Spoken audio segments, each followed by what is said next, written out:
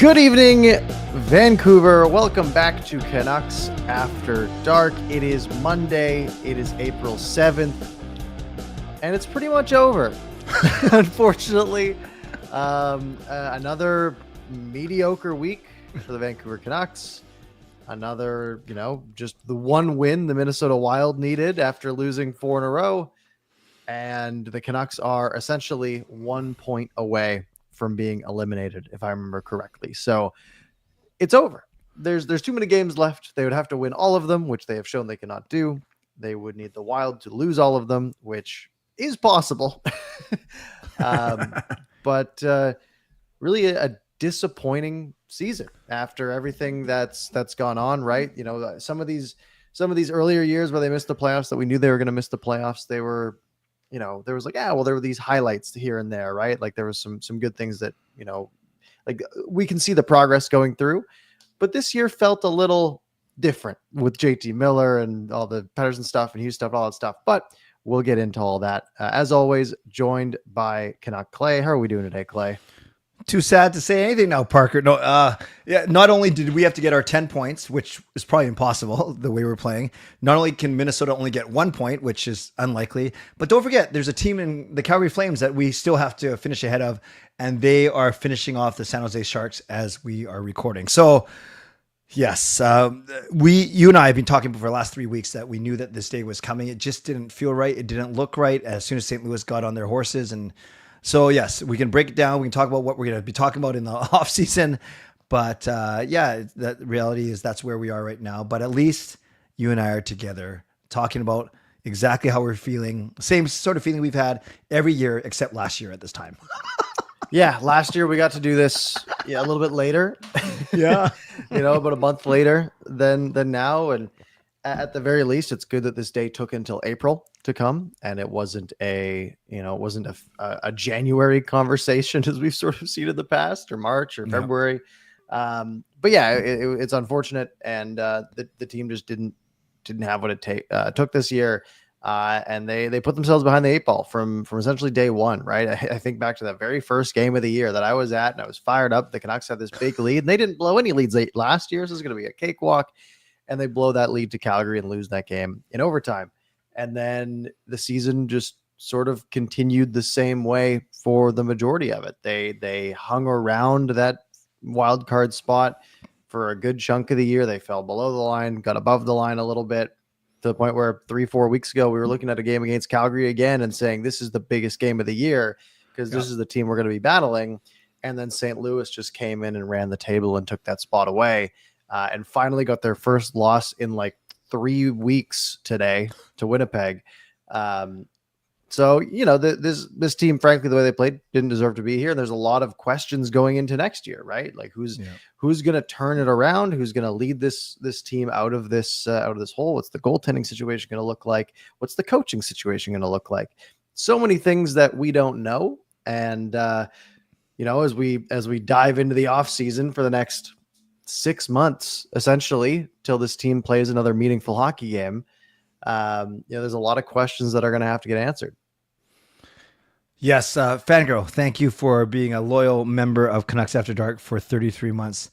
We appreciate you. Parker, we've talked ad nauseum about all the storylines, and well, we can point to those as reasons or contributing factors. I think when you were talking about your experience at the home opener, giving up a 4-1 lead to the Calgary Flames and losing that game, isn't it funny? Even when you strip away all of the reasons / excuse / injury / mental leave / everything, trades, you can point to 3 or 4 games in the season where you said, if we win those instead of lose those, that's 6 to 8 points difference. And guess what? We're battling until the very last week. That Calgary game you talked about, I point to the St. Louis game we lost 4-3 that actually kicked off their winning streak, or at least started it and put us into the Columbus game, the 7-6. The Rangers game, we blew the 3-goal lead. And the Seattle game around Christmas time where they scored 3 goals in the last 5 minutes to beat us. So there's 4 or 5 games I just mentioned there. Imagine that's anywhere between 5 and 8 points difference. It's maddening because you're right. We didn't give up a 2-goal lead, let alone a 3-goal lead last season at all. We've probably done it 3 or 4 times this season. It's been more than 3 or 4 times. I think it's been a very common theme, and sometimes they've pulled it out. But Yeah, this team didn't have the closeout that they had last year, right? That was their big defining factor last year, was how good they were at closing out games, right? Good And point. when this team was behind, it didn't feel over, right? They battled back so many times last year, and they did it a couple of times this year, but nowhere near to that same extent. Right. And it really just, like, it felt like going into the third period they were losing. It was like, well, they probably lose this game. But going into the third period leading, it didn't even feel that confident anyways, like it's supposed to. And that's how you end up where you are now, right? With 5 games to go on the calendar and being only 6 games above 500, when we know you have to be closer to 13. I remember, Parker, do you remember this? Last year when we were feeling so good about this team, and when they were, yes, you're right, they're going to third periods. Any of the third periods they were behind, there's this weird confidence that they would still win the game. And I remember you and I talking about it, that it almost felt like the 2011, 2012, 13 Canucks, where no matter what happened, you knew when the final buzzer went that the Canucks were usually on the right side of the ledger. And we felt like that last year and this season. What's their record like when they go into the third period down? Like, they've won once, right? Yeah, I genuinely think they it was like 2 or 3 weeks ago, the first time they won a game after trailing after 2, which is crazy. Talking even joked about it. Yeah.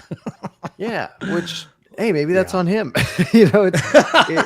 It's tricky because there's no real, like, everything that could have gone wrong sort of did, right? Going into last year, we had this thought of, if everything goes right, the Canucks can be like a decent playoff team. And frankly, last year, everything did go right. Yeah. Like everything. Except the Demko injury in March, right? That was where things came off the rails. They were already comfortable in a playoff spot. And really, that's what derailed a lot of their playoff hopes, was not having Thatcher Demko, right? And she loves having to come in and be the guy, and he did okay, but it was a tough order. Yes.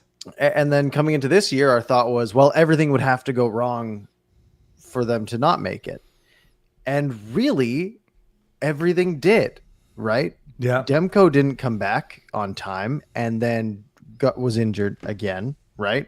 Now, Lankinen was a great story, and he was very good. Shelov's wasn't. He struggled a lot this year, and that really, that hurt the team a good bit, right? So Demko alone is a big difference maker on the points level.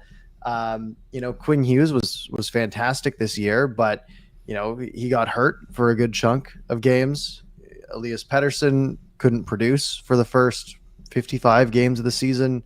JT Miller had to take 10 games off for whatever reason, and then had to get traded for probably the same reason. And then now we're at the point where, okay, the 2C that we picked up, well, he has a concussion history, and he's probably done for the year. And it's like, Pius Suter is our number one center at this point in the year, when you need everything to go right. And that's what really shows you that absolutely everything has gone wrong this year. Yes. I want to follow up on that point. How many points did the Canucks have last year? Was it 105 or 109? Well, that was 109. 109. Okay. So let's just say 90 points. Let's say they get 7 points out of the last 10. I think that's a little ambitious, but I like round numbers. Let's say 90, or let's say 89. That's realistic. Are the Canucks, Parker, closer to the 109 point team last year, or closer to the 89 projected point team this year, with 99 obviously being the mid bar? Are we a 99 point team? I think so. Genuinely, I look at, because again, the regression came so hard that you almost have to regress back, right? A little bit. Cause this, like we said, 26 games in a row leading after 2, they won last year. This year, they couldn't get anything to go the other way, right? If they were trailing after 2, they just could never mount a comeback. It was the exact opposite. So it probably does land somewhere in between, right? Pettersson's shown that he can be better, and that's a big part. Hughes is still fantastic. The defense really got shored up very well. And I think genuinely the Canucks have a team or a defense that if you put that on a contending team, you'd be okay with. And same with a goaltending situation. Again, if they're healthy, that's a goaltending tandem that I'd be happy with on a contending team. Yeah. Forwards, now there's some issues, right? Especially with some turnover that there's going to be this offseason. That's really the job of the offseason for this management group, is what are they going to do up front to get any semblance of offense out of this team. This team gets like 26 shots a game. I feel like, I don't know the exact number in front of me, but it's something like that. And it's just, they're just not creating many chances. It's a lot of dump and chase.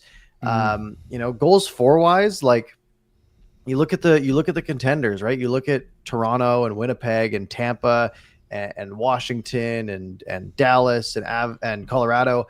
They all have about 40 goals more than the Canucks do this year, right? That's half a goal a game. That's a huge difference. Defensively, even though this defensively was supposed to be like the strong suit, they've allowed more goals than Calgary. They've allowed more goals than Edmonton. They've allowed more goals than St. Louis and Minnesota and Utah. And, a lot of other teams, right? They've allowed more goals than Ottawa. They've allowed more goals than the New York Rangers. So to be this defensively stout team and the systems-based team, you're not getting, I can see how that's going to, impact the offense negatively. But it should be at the strength of the defense. And frankly, the defense, like we said, was not good in the first half of the season and is now better. But, it hasn't worked out the way that it was intended to. Right. I 100% agree with you that all of our attention and money should be spent on forwards, shoring up the top six for sure. So full stop, period, end of story. What's interesting, Parker, is I've been hearing more people now talk about trading either crazy talk, but Verlander, Lekkerimäki, or DPD to get even a better forward than we might get in free agency, like actually pluck someone from someone's roster, and or trading from what's supposedly now our position of strength, which was our position of weakness just 6 months ago. And I'm talking about the defense, right? Given that Mancini and DPD and Verlander all coming up, and you have your solid top four of Myers, Hughes, Marcus Pettersson, and Hronek. So I'm not at all suggesting that you trade a defenseman. I like who we have now, and I don't think you trade. And I don't want to trade any of our good top three prospects. So then is the free agent crop good enough, whether it's centers or wingers? I love Nick Ehlers, but I did the calculation. Well, it's just one calculation. I didn't know that Nick Ehlers probably projected for the same money as Brock Besser, right? 0.77 points per game career. Besser's 0.78 points per game. So they're basically equal players. One's more, they're both streaky, they're both dynamic, blah, blah, blah. But you're actually not getting anything more. And in my head, I'm like, I want Nick Ehlers over Brock Besser. And that's just an example. That's the kind of game we're gonna have to play when you look at this free agent crop, which none of the centers are under 28. Well, that's why they're UFAs. They're over 28 years old, right? Yeah. Well, it's tough. It's gonna be tough. Is my point. It is tough, right? Because you look at again the weaknesses that this team has, and they're going to get weaker, right? You're either paying Brock Besser a lot or you're letting him go. Pius Suter, for how good he's been, he's going to want to get paid. I just don't see how it improves without making a splash, right? Yeah. The last couple of years has been, add in these supplementary pieces around the edges, right? Go get Dakota Joshua, go get Kiefer Sherwood, go get Teddy Bluger, go get these guys and Pius Suter, go get these guys that fill out your lineup, can overperform their contract a little bit. You can play them up the lineup if they need to, but you've got this solid foundation, and then you can let your stars play when you've got guys like Pettersson and Miller, and then everything's fine, right? You can ride that. But Miller's gone. Besser, I think, is potentially gone, probably gone. I would say, and now suddenly it's your bottom six is fine, right? Those guys are easy to fill in, right? You can. You can play Ratu as your 3C next year or your 4C, and you can have him and Bluger as your 3 and your 4. And you desperately need to go find a number 2 then, because who knows if Heedle's going to be healthy. And Heedle's a fine number 2, but he's not an elite number 2, right? Right. So you want to go do that, and then your wings are now you got Pettersson, you got DeBrusk, and you got Höglander, which is nice, and then you got Garland. And then it falls off, right? And again, Garland is a good number 2 winger or a second line winger.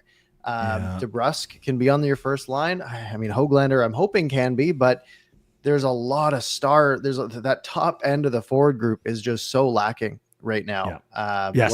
When it was their strength. And like you said, they got rid of that strength to add the strength on D, but they got to figure out a way to get that strength back. Right. And you and I, Parker, we always talk about efficient contracts. And again, next year, there's going to be 6 or 7 guys that are going to be making $2 million, $1 million or less.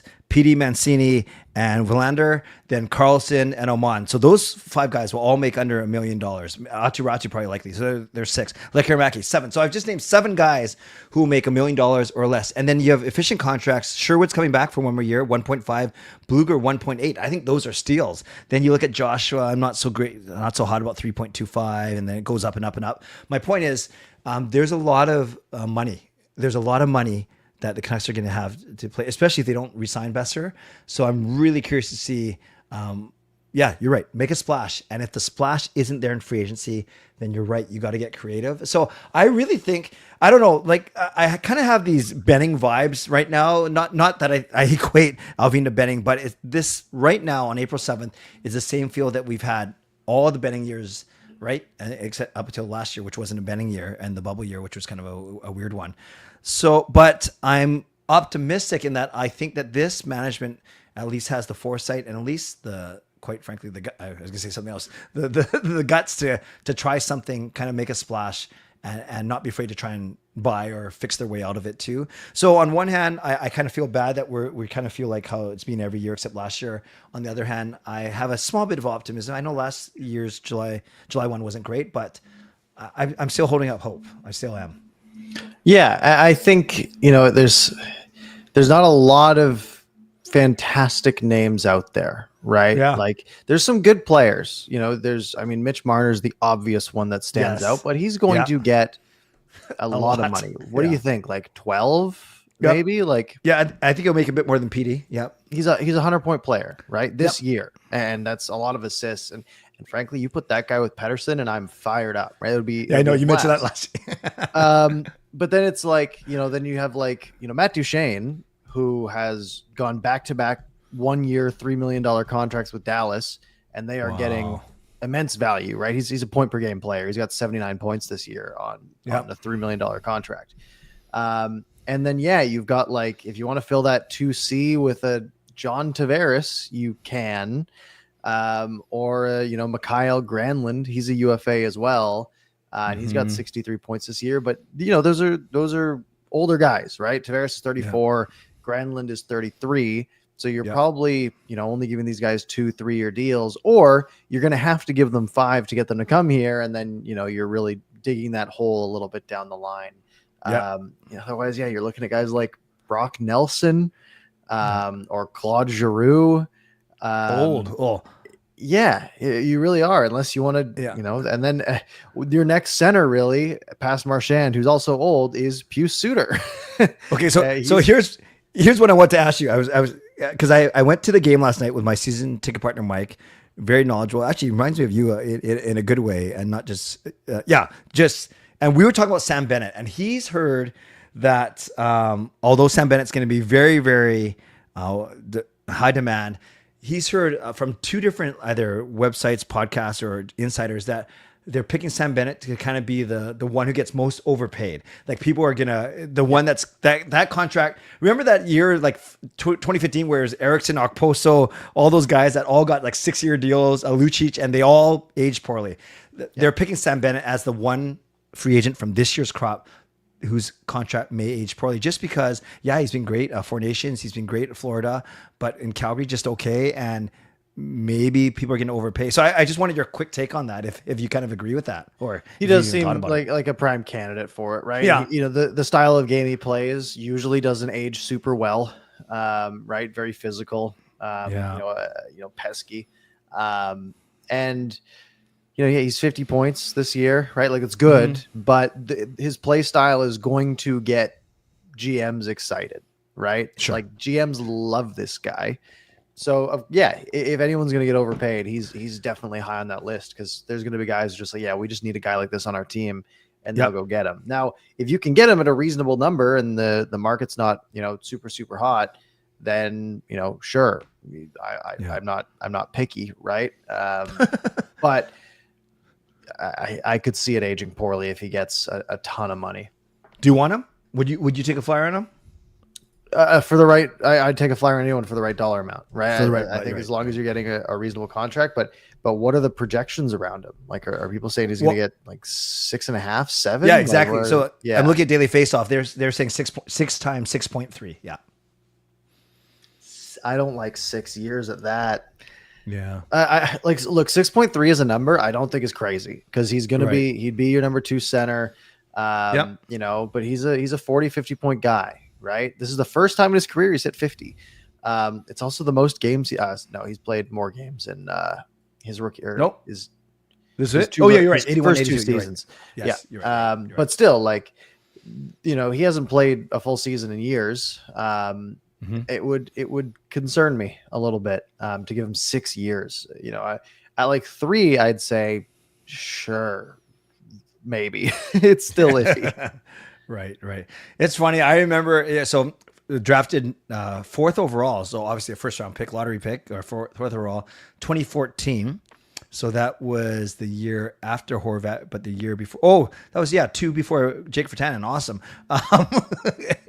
I just remember every time, Parker, we used to play the Calgary Flames, they would joke around about 19-year-old Sam Bennett, 19-year-old Sam Bennett, 19-year-old Sam Bennett, because they had all this potential for him. And then he really didn't do much in Calgary. Like, 26, 26, 27 points, and then 12, and then Florida suddenly becomes a 40, 50 point man, and then. No, I immediately loved him as part of Four Nations. I'll love him as part of the Olympic team next year for sure. Yeah, he's a great fit in Florida, right? Like you saw, I mean, even you look 2020, 2021 season, right? 12 points in 38 games in Calgary, gets moved to Florida, has 15 points in 10 games same year, right? So that's 27 points in 48 games. That's not a terrible year. Just because he went an absolute heater with Florida. It's 64% Corsi is crazy, but he always has, a high Corsi percentage. He's always, on the ice for more than he's on against for. And it helps that Florida's been a good team the whole time he's been there. Yes. Yeah. It's, and playoffs. I'm just looking at his playoff stats, like pretty amazing. 2 years ago, 15 points in 20 games. Last year, 14 and 19. So he's like 0.75 points per game in the playoffs. He amplifies, or he increases his stats, his productivity. So, yeah. Oh, this year weird. -13 though. I didn't that, but whatever. Anyways, I didn't mean to take you down a rabbit hole on one particular player, but I guess my point is, I think you're right. Marner's the headliner, and after that, it becomes guys that I think there's no one that you're gonna say everyone's gonna chase this guy. It's gonna be buyer beware for some of these guys for sure. Yeah. Now, if you can go get a Matt Duchene at for a 1 year, $5 million, great. Yeah. I think Dallas would offer him that. Right. Caps going up, they can make that happen. I'm really just looking at this list because they have the agents on here. Pat Brisson's going to have a pretty good July. Who does he have? He's got Duchene and Tavares, and I mean, he always has Kane and Giroux. Yeah. Like, they're older guys. But what website are you on that has the agents listed? Puckpedia. Oh, okay. Cool. Yeah. Wow. Okay. So really, well. Like it's kind of nice, refreshing change. We've broken away from because we're sick of recapping losses. We just started talking. I love it. Handicap 100%. 100%. Besser back, Suter back, Forbert back. For percents. All three? Yeah, no, like individually. Yes, individually. I would say 25 each. Wow. I kind of think you bring Forbert back as your number, as solidify the left side, and then you have your top 8 already with Forbert, Willander, and Mancini. Yeah, but does Forbert want to come back? Right, because I think there's other teams that he can just be a shoe-in for third pair. Here he's getting competed against. That's true. So I could see that being because otherwise you're not going to make it up for him with a paycheck, right? You're not giving him a raise or anything. Suter, I know we kind of referenced this last week in our show. Is he playing himself to a point where, yes, he's going to be expensive, but is he exactly what the Canucks need? Or maybe he's not exactly what the Canucks need. That's kind of I don't know if he's necessarily exactly what the Canucks need. Maybe he is, but for the money, I'd get a little wary. But I think I could really see it getting to a point where They try to do a bunch of moves in sort of around the draft period. Nothing materializes, and they say, okay, we have to just bring Suter back and we got to pay him. Right. Yeah. That's how I would see it going. It would just be like, you get through the draft. You didn't make any moves. You didn't pick up your 2C that you were hoping to. And you're like, okay, well, our best option right now is to bring back Suter. And that's the situation I see that happening in. Okay, good. And then just to finish all three with Besser, Mike and I were talking last night is to hear Alvin say that I can't share with you the offers because you'd run me out of the room. Like, obviously we've talked about that. That wasn't probably the best thing for Brock Besser's confidence, but I wonder if that gives him and his agent pause. Like if that truly was the sentiment, doesn't he have to kind of recalibrate his expectations going into free agency a little bit? Yeah, I think so, but I also think like they know what the offers are going to be. Yeah. Right? Like especially if they wait on Besser until around the draft, because there's going to be other teams sort of whispering in Ben Hankinson's ear saying like, yeah, we're looking, we're maybe looking at paying, we're trying to pick up a winger in free agency. Yeah, maybe somewhere around like $6.5 million or something. Like they, tampering happens, right? We see how many contracts we see get signed within 3 minutes on July 1st, right? Yeah. How does that happen? It's crazy that they can work out that many contract details that fast. It's very impressive. That's why these guys are general managers and agents. So, I'm sure they have an idea of what they're going to get. I don't think they're going to wake up on July 1st and be like, whoa, where'd all the offers go? I think where's the money going in? Yeah. Okay. That's fair. This is really good. This is what we're going to talk about anyways. It's refreshing that we jumped right into it. Are you looking forward to the off season for the Canucks? There's someone in here, Vicious Fishy says this. It was really interesting. I have a feeling we're going to see a massive changes to the forward core this offseason. I don't think anyone is safe. And there's been some great discussion, people talking about Garland, Joshua, bottom six, top six. Overall, are you intrigued? Are you worried? Are you like, how are you feeling about this offseason? And I get, we're talking about offseason. The Canucks still have 5 games to play. Yeah, I'm a little worried. Okay. Because there's a couple ways to play, and I don't know if I'm worried that they won't do enough or that they'll do too much, right? Because we've seen a little bit of both from this management group, I think, right? We've seen periods where they've just gotten super active and done a ton, and then we've seen like this past trade deadline where they really didn't do anything except trade Susie. So I don't know what to expect, and I don't know what I want to expect, frankly. Yeah. Because I think if you just said, hey, let's just bring back the same group, I don't love that. If you move everybody, then it's like, okay, well, who are you replacing them with? It's a lot. But if it was like, hey, we're keeping essentially everyone, and then we're adding Mitch Marner and a couple other really high end players on cheap deals, then I get really excited. But that's obviously quite wishful thinking. Wow. This is, I always say this, Parker, to you, I at least once a show, and it's not a way to excuse, but there's never a dull moment with this team, honestly. Like, look at this. I know we'll do our true postmortem when the season actually ends in 2 weeks, but there's just never a dull moment with this team. And the fact that we are talking, some of the games are. Yeah, off season versus on ice. Yeah, no, I hear what you're saying. Yeah, wow. At least it gives us stuff to talk about. Yeah, here's the crazy thing. I think I only watched about 2 hours of Canucks hockey this week. Those last 3 games. Yeah, there's 3. I didn't watch the Seattle one, thankfully. That was a blessing. Gosh. I didn't watch the Anaheim one because it was a beautiful Saturday and it was the first golfable day of the season. Nice. And then yesterday, I think I watched a little bit. I think I watched the third yesterday, and that was about it. And that was the worst part to watch of the game. Yeah, we both said the Canucks we needed to go a 2-0-1, if not 3-0. And what did we get? 1-2. Yep. 2 points the whole week. Oh. They're just 8 points back with 5 games to play.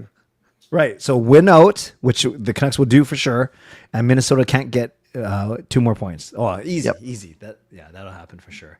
Yeah, it's frustrating, and they should have beat Anaheim, which they did. The 5 goals in 4.5 minutes, pretty cool, franchise record. Yesterday they played the Knights good for like 1 period or 1.5 periods, but Vegas, they're so good in the transition, man. They're so fast, and every time they gained the zone, it was a 3-on-2, or it felt like a dangerous chance. And then the Seattle game was a dog's breakfast. That was horrible. Yeah, I don't know. I didn't watch the Seattle game. I don't know how you lose 5-0 to the Seattle team. Like they were missing some of their guys too. A lot of goals, man. Like yeah, that's tough. They have a better goal differential than we do this year, though. Oh shoot! And I was just gonna say, I probably lost second place. So in our 8-man fantasy pool franchise mode, so year over year, I lost first place, and I was battling for second, but I chose to start Demko instead of Decord, and I gave up 5 points there with the shutout. So that game probably cost me my fantasy league second place too. Just wanted to throw that in there. Yeah, that's tough.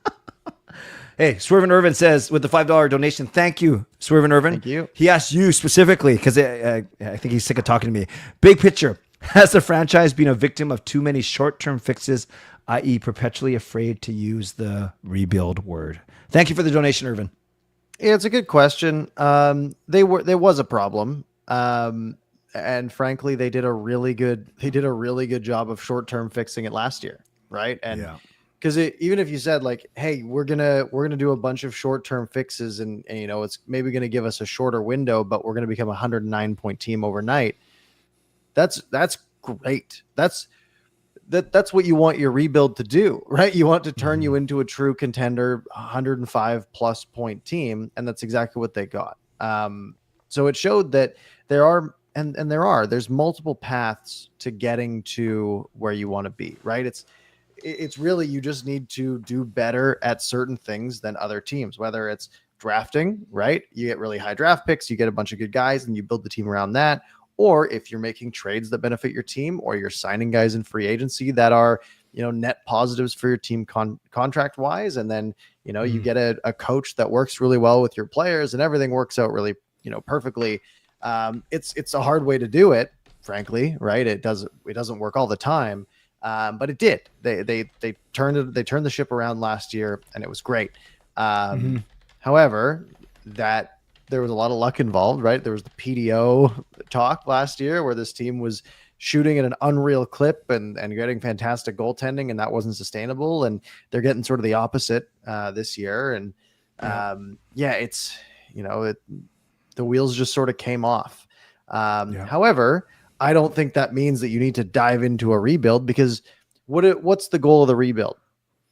It's to be bad for 3 or 4 years and get a couple of elite players to build a team around.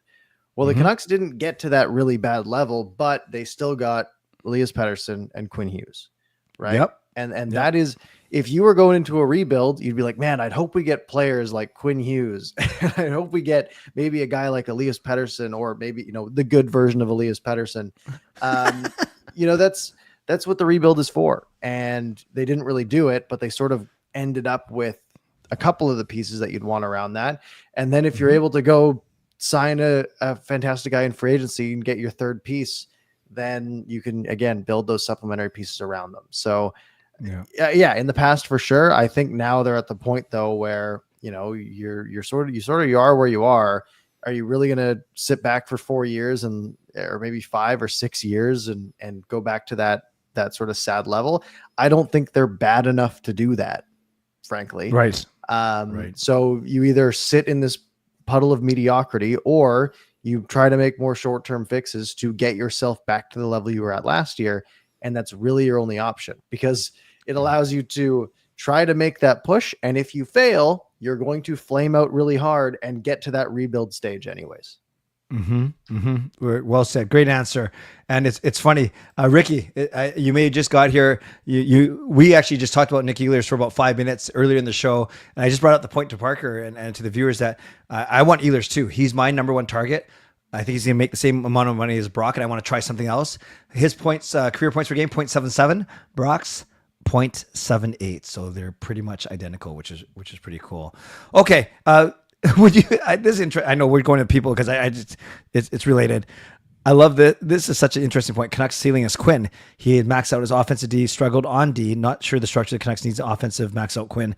Quinn might be the best trade chip. Can you imagine if things don't work out next year and they do a complete rebuild, kind of what you're talking about? But you never suggested that they trade Quinn. Would that be crazy? No, I mean, you just can't. It would be. Is he their best trade chip? Obviously, because he's a franchise cornerstone that you want to build a team around. He has struggled on D, especially the last few weeks, especially. Yeah. But he's also been very clearly injured and, somewhat rushed back because they needed everything they could get to try to get to the playoffs. Because this team without him was absolutely garbage, right? This team without him in the lineup is like a bottom 6 team in the NHL. And with him, they're like the 13th best team in the NHL, which is a crazy huge leap, right? Like there's a reason he was getting Hart Trophy talks, because the difference between no Quinn and with Quinn was egregiously large. Whether or not he's been fantastic on D or not, which he was last year, and he was also healthier last year. I think he gets a full off season and he's back to being, the same offensive player, but having more defensive, that defensive prowess back. If you want to get to that point where you are, where the Nashville Predators are this year at 62 points at this part of the season, then trade Quinn. I don't want to put up with that, because what are you going to do? You're going to try to draft Quinn Hughes. Right. Yeah, exactly. Good point. Why don't we spend a few minutes talking about the Great Eight? Did you get to see the goal live? I did. That was a nice little wake up and lovely. Did you see the mic'd up where he says to John Carlson, I don't know if that was right before the power play started or if it was early in the game. He basically says, if you get the puck in the middle, I'll pass to you, then you pass it back to me. So then that goal, actually, it was Carlson, but then it went to Strome, then to Wilson, then across to Ovechkin. But still, what a beautiful goal. Appropriate, he scores from his office there. A wrister that he actually had a chance to basically will into the net. He had a bit of time, but what a cool moment. It was pretty cool. It was very a heck of a shot. I mean, it was exactly how you want it to go. And immediately that went, and I was like, I hope that didn't hit Chikrin. I never thought about that. Yeah, it was close to him. But no, it was very cool. And I that's the fastest I've ever seen a bench clear, frankly.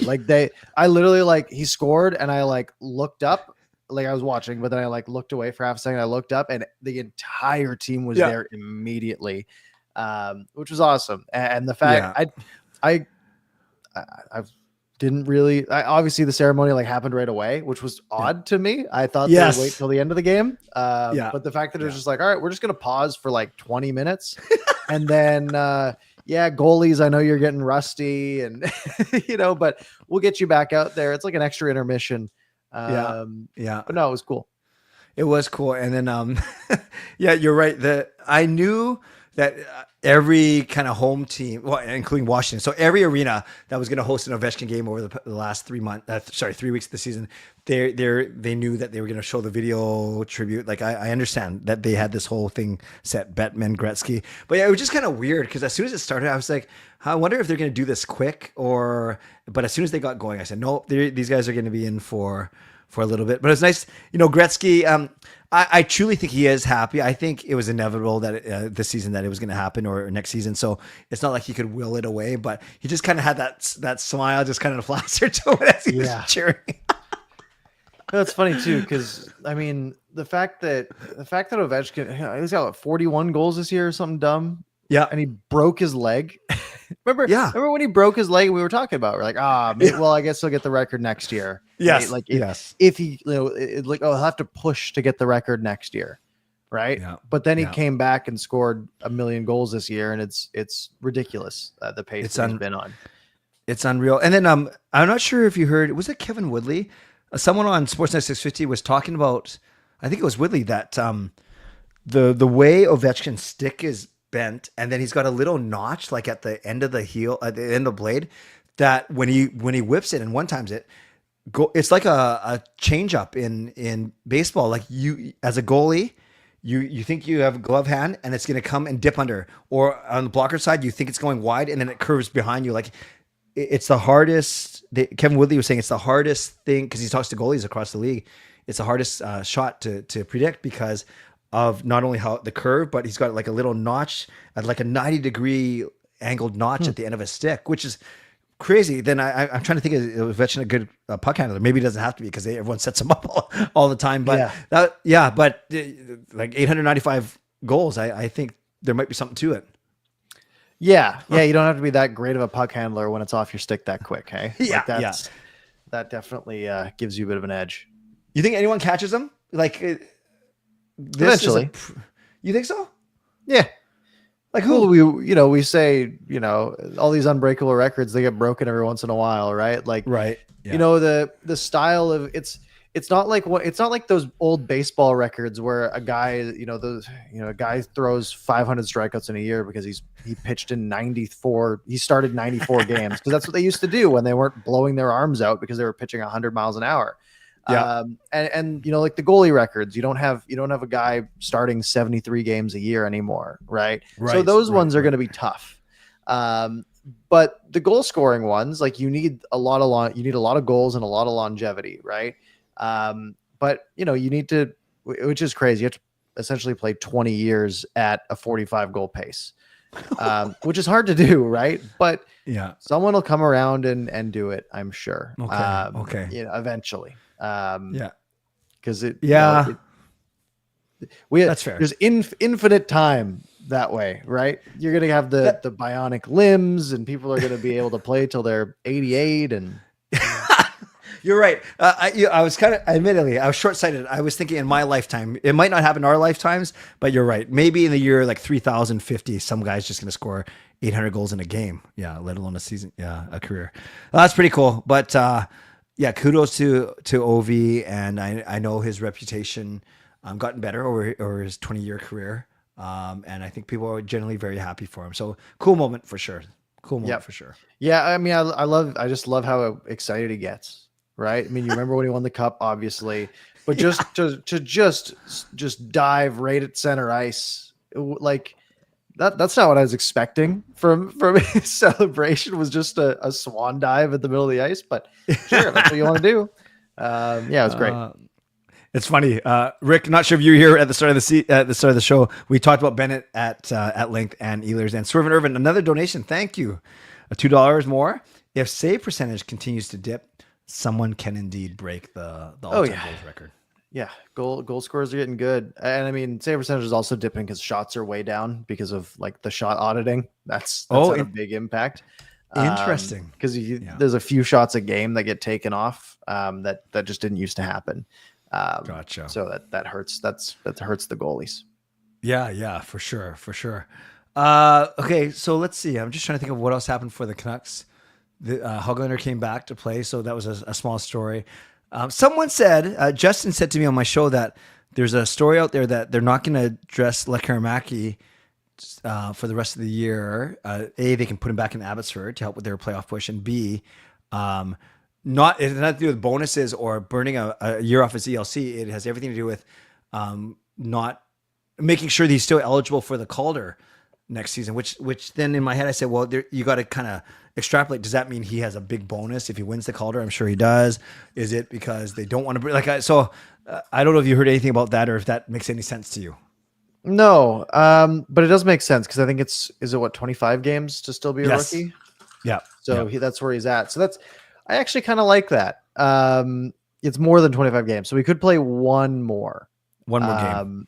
But I don't hate the idea because again, this season doesn't really matter, right? Yeah. He scored a few goals, but if you can send him back, let him, help in the playoffs. Like Abby's been doing really well. Adding him back to that team, I'm sure would help them a lot.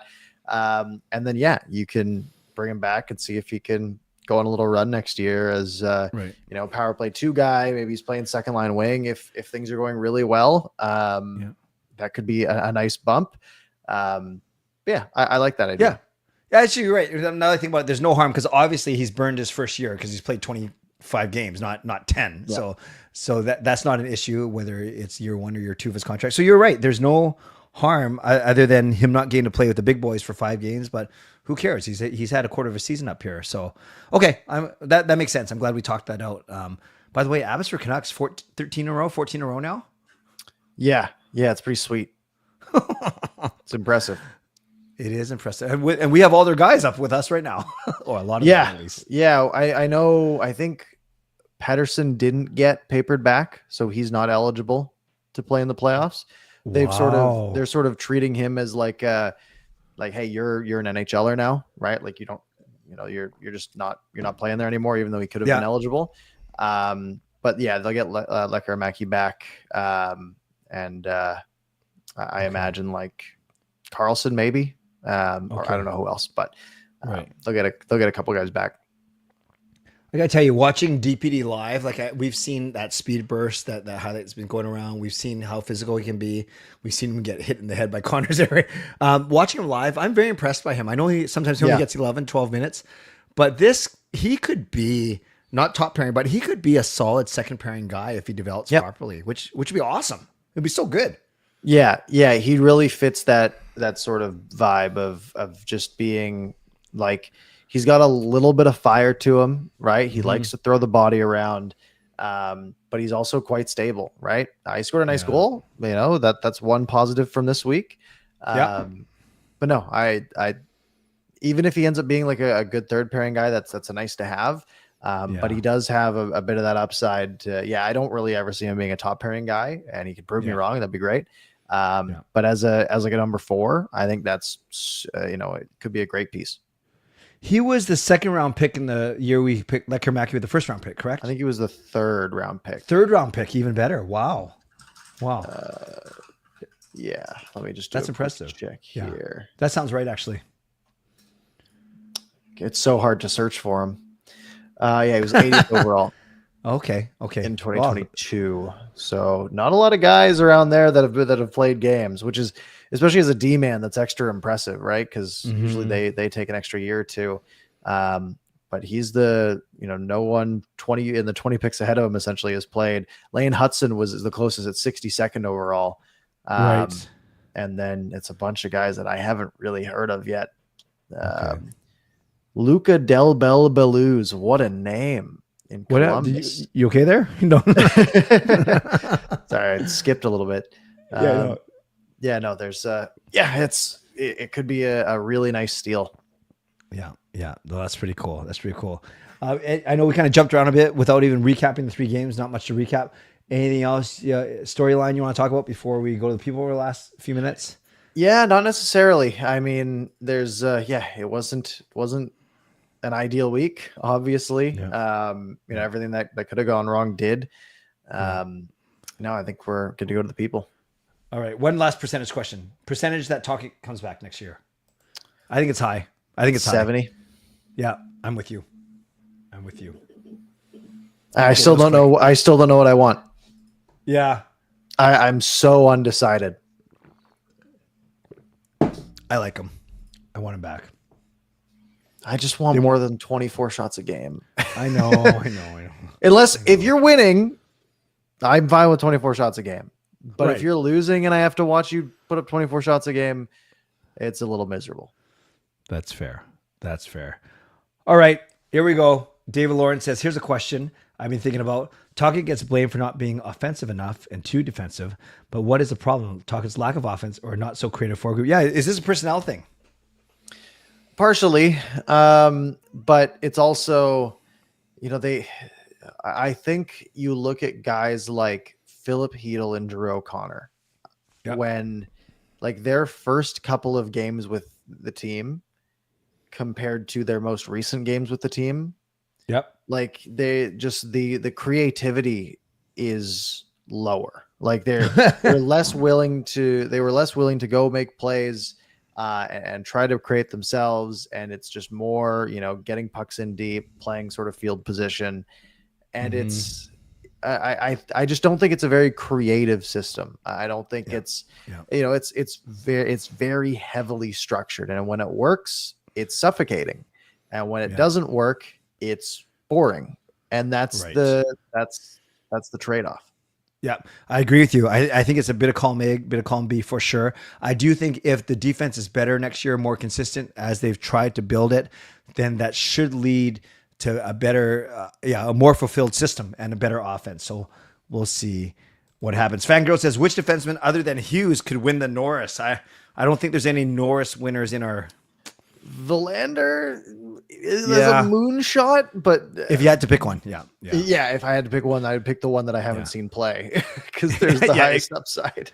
That's fair. So interesting. Irvin asked me this on my show last night. He said, "Give me your top four performers for the year," and I said Hughes, Lankinen, Suter, and Sherwood. And he goes, "If I name Lankinen, Suter, and Sherwood as 3 of our top 4 with Hughes, is that not a huge indictment on the underperformance of our stars?" So I don't know if you'd agree with those 4, Hughes, Lankinen, Suter, and Sherwood. Those were, I said those were our 4 MVPs this year. Yeah, I think part of it also has to do with expectations coming in, right? Those 3 had lowered expectations and have overachieved, right? Yeah. So that puts them in as 3 of our top 4. When technically Brock Besser has performed better than Kiefer Sherwood this year because he's a better player and he has higher expectations. But it is also an indictment of our stars. Absolutely. Right. You'd hope you'd see Pettersson there. And there's a great reason he's not there. Right. Even though, has he been better as a hockey player than Kiefer Sherwood this year? Yeah. But he also makes $10 million more. So yeah, it is an indictment, but we knew this. We knew that like we said off the top, that there's been so many, like everything that could have gone wrong did. And really, that's not even true, right? Because there were guys like Pius Suter, who is a 20 goal scorer now, and Kiefer Sherwood, who, set the hits record, and Kevin Lankinen, who showed that he is a really good 1B goalie and could be a starter. But those aren't enough to counter the devastatingly big issues that plague the team. Yeah, that is totally fair. Good answer. Edmund says, do you feel that DPD will have the same type of career as Edler? They play so similar in junior. DPD has adopted pretty fast with the struggles. Edmund, I hear him compared more to Matthias Olin than to Alex Edler, just in the way that DPD plays. Edler was never rugged. Although, you might remember this, Edler was pretty rough, like when he came up, but then he got all these suspensions playing for Team Sweden, like World Cups and not Olympics, and then he kind of changed his game a little bit. All to say, I still think DPD tracks closer to Olin, a bit more rugged, but big, and still with some offensive skill. Yeah, and if he ever was that level of player, that'd be fantastic. But I know what you mean more stylistically, of that, right? Now, if he ever did turn into a Matthias Olin type, that's unreal. But that's a stretch. It is. That's fair. That's fair. Do you think Sasson could take a big step next year? Maybe a regular. He's got speed and finish with the goal the other night. It's tough. It's such a hard jump to make, right? How old is he? He's 24. He'll be 25. Already? He'll be 25 by the start of next season. I'm not saying it's impossible, but it's a really big jump to take, right? Usually if you're, once you're that age, you're really fighting an uphill battle.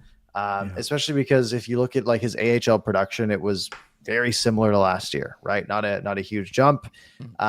He did show some flashes here, but I think he really projects to be a 13 or sort of playing in between, jumping back and forth. Exactly. Yeah, a guy who's going to spend a good chunk of time on waivers and might get claimed by a desperate team here and there. And I think that's just sort of what you're going to get.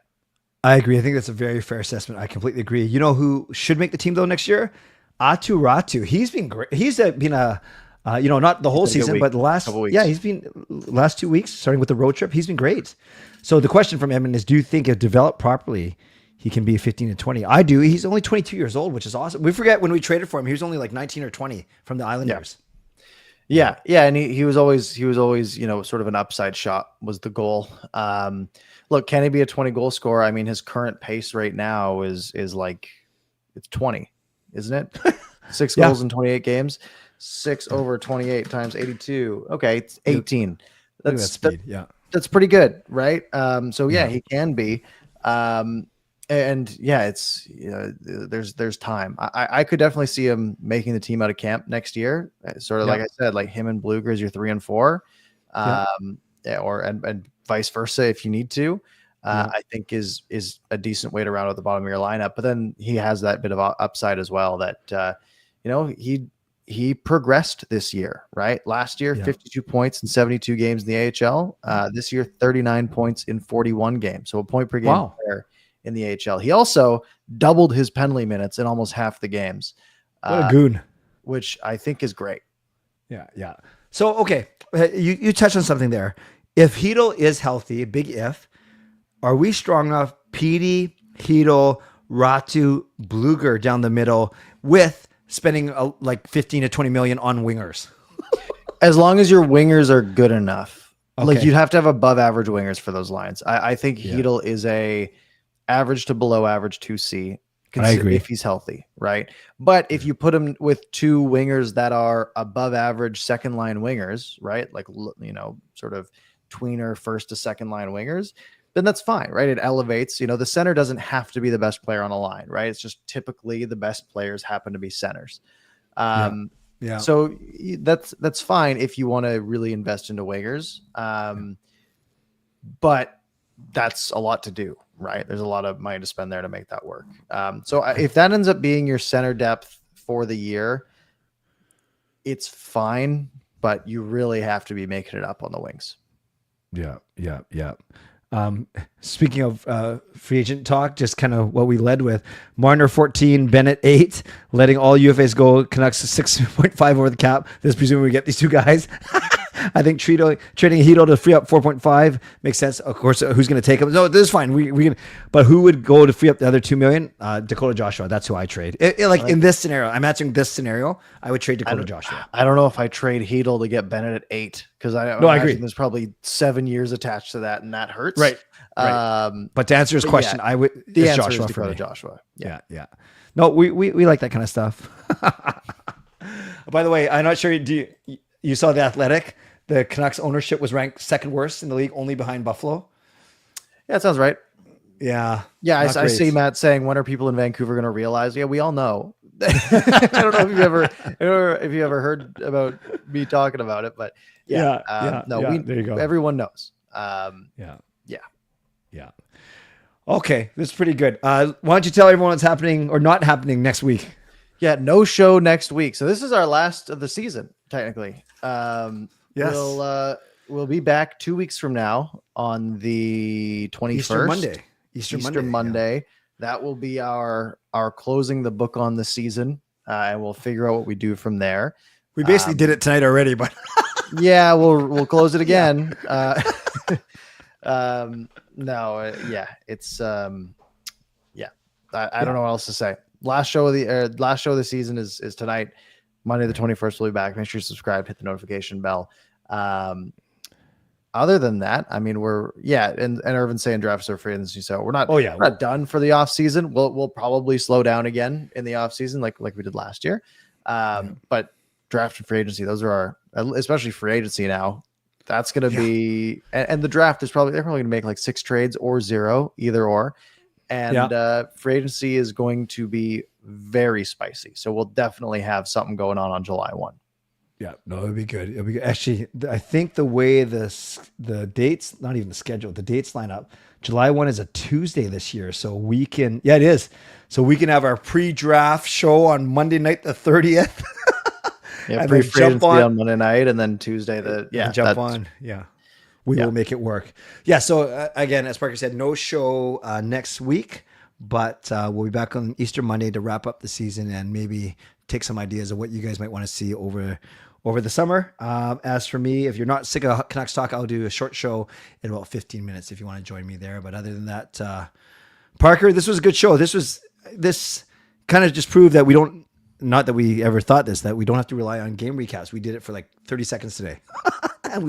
They lost twice and won a game that was over within a few minutes. Folks, obviously this wasn't our most fun from a joy perspective and optimism, but a lot, looking forward to next year. Next year's going to be interesting. So make sure you're subscribed, hit the notification bell, and you'll see us as we're around throughout the off season, especially draft and free agency. Those will be big ones. But yeah, if you missed any part of this show, you can rewind here on YouTube. You can find it on your favorite podcast platform. But Clay, any parting words this Monday night. Nope. That was good. As I mentioned, I'm going to do a small show in 50 minutes if anyone wants to pop over and join me. Other than that, Parker, I know this isn't our season-ending show, even though it felt like it. Thank you for a good season. Looking forward to catching up in 2 weeks, and then we'll come out with some creative stuff, including going over our preseason poll, which I think both of us got smoked on, but we'll figure out who got smoked more. Yeah, I think I had Pettersson getting over 100 points. That probably didn't work. We'll see. Well, thank you very much, everyone, for joining. Hope you all have a good night, and we will see you in 2 weeks.